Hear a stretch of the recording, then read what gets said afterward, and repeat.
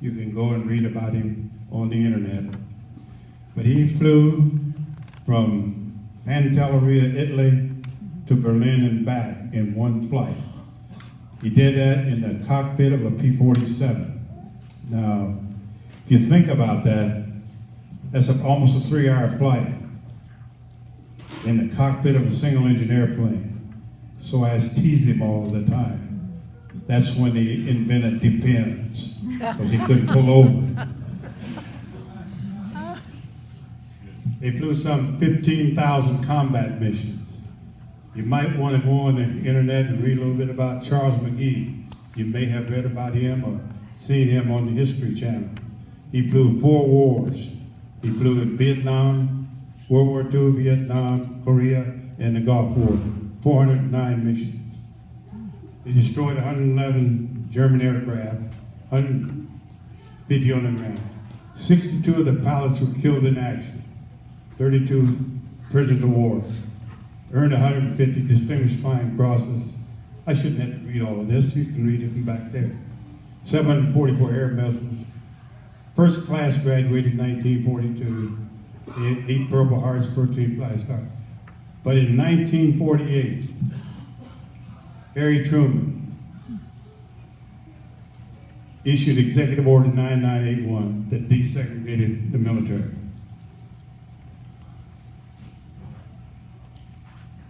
Again, just a little bit about our personal history.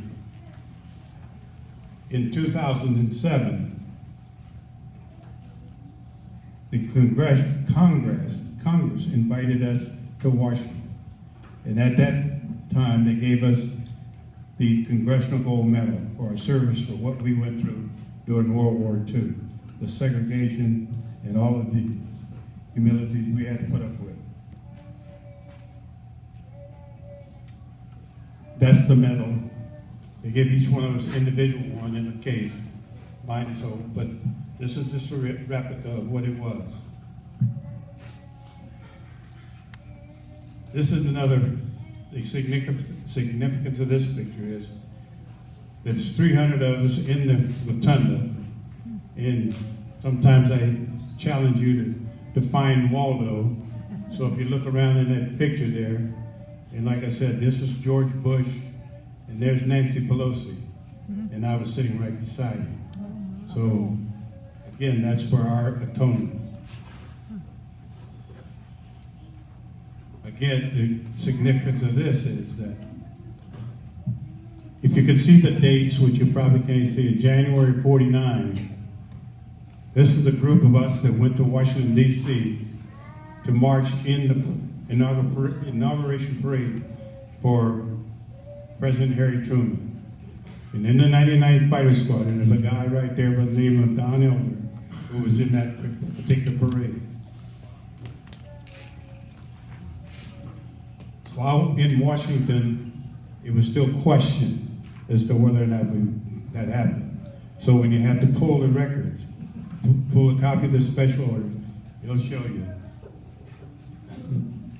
I'm sorry. It'll show you that's in the military news. Who would have thought it? Like I said, the previous picture was January 1949. Who would have thought that 60 years to the day, we were invited to Washington, D.C. by the President of the United States, Barack Obama. Again, that's a part of where we come from. Like I said, in 1949, I walked down the street for Harry Truman. But in 2009, I sat on the front row for the inauguration of Barack Obama. So I can talk a little bit about the difference between.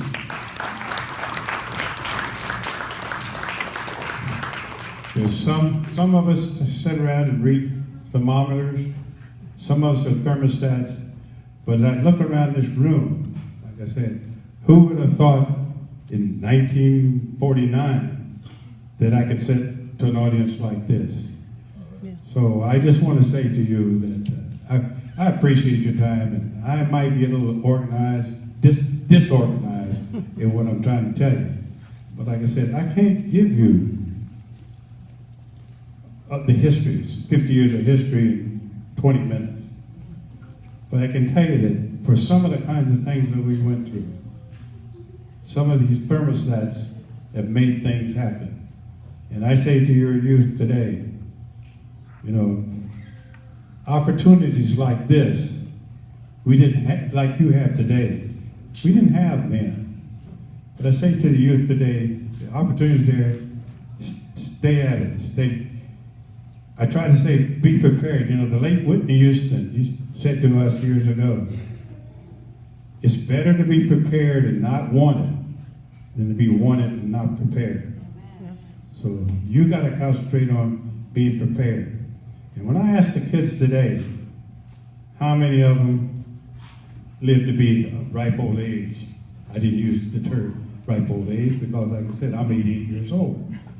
But I asked them, how many live to be 65? Plan to live to be 65. You'd be amazed how many of them raised their hand. But when I asked the question, how many plan to have your mom and dad take care of you to 65? I didn't get a whole lot of hands. That tells me that they plan on doing something between now and the time they're 65. So my goal, my challenge to the youth today is be prepared, even if you're not wanted later. The time is now. Stay in school, learn, take advantage of every opportunity you have. Because in those days, like I said, had I had the opportunity in those days that you have today, I would have been a millionaire. By that I'm saying, I didn't have the opportunity to play in the NBA because I was the Michael Jordan of those days. So I'm just saying to the youth today, take advantage of the opportunity, be prepared. You can be a space pilot. You can be the best mechanic. You can be the best engineer. You can be a dispatcher, whatever. But there's more than 100 careers available in aviation. So you need to thank Ms. Jones and the rest of the crew here for taking advantage of the opportunity of being a thermostat and trying to make something happen for your future. I thank you for my time.